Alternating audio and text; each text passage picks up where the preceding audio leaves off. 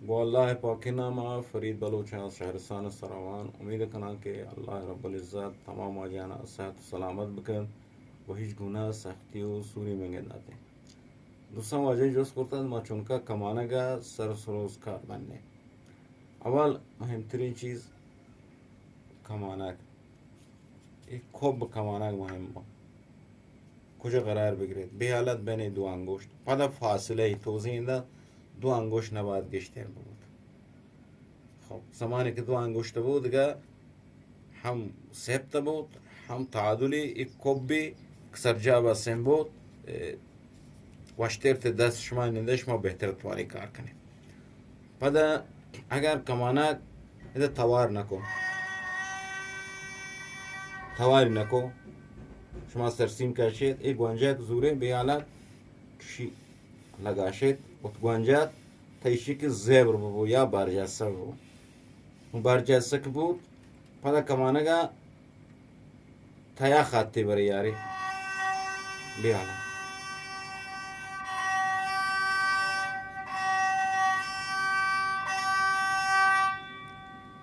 پس چوش نکنی بالا پایین یعنی چالی مان نکنی کمانگا و توزین داد مسش کمانگ خب درس پدا مرور کنی تیشیک تا ذهنام ننده الان شما پیتش مثلا یک الف با کار کنی ये दो से चार ये दो से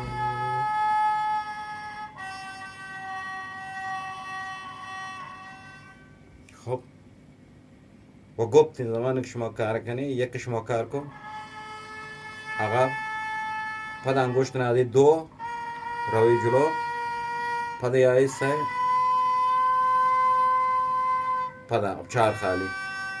یعنی هم دک انگشت مثلا شما ناتا کمانک هم دک لچتا هم دی حرکت بدی اگر شما مثلا یک کار کن پد پیتش دو کار کنی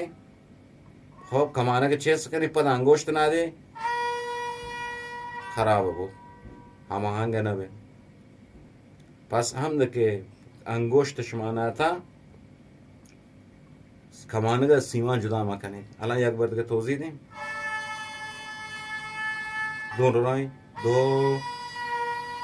پدا نادین سه پدا یک عقبو پدا نادین دو رو جلو سه پدا عقب چهار پدا رو جلو پس هم که انگشت ما ناتا هم ما کمانگا حرکت نیم نون سرود دریان سازه اگر ما بیاین در مورد سروز یعنی 1000 کلیپ مناده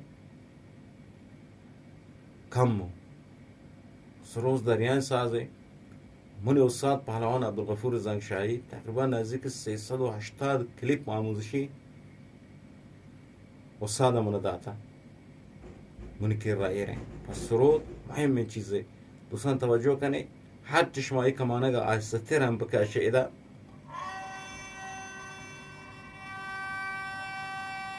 إلا أنكوك شو ماشيين أنت ربو تيجي شو كان لا ये اشتباهه ऐसा कार कने ये شو موسیقی آرامی چیزه وقتی تو کار کنه بعد وقت خوش بیه وقتی تو مثلا سروز جنه تر وقت خوش بیه گرده گیر خوشه نو زمانی که تو مثلا بجنه گیر کنه ها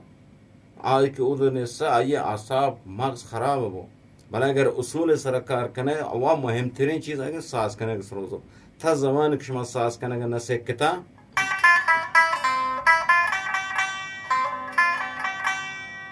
خب الان سرود ما برابر ما الان یعنی مثلا سرود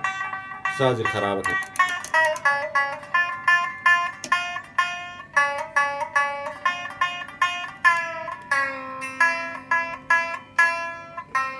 ما ساز خراب کنه الان توجه کنه شو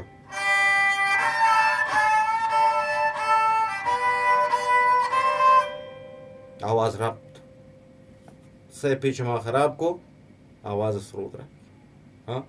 پس ساز کنک مهمترین چیز است. سعی کنی اول ساز کنک اب سکید، ساز کنک شما سکید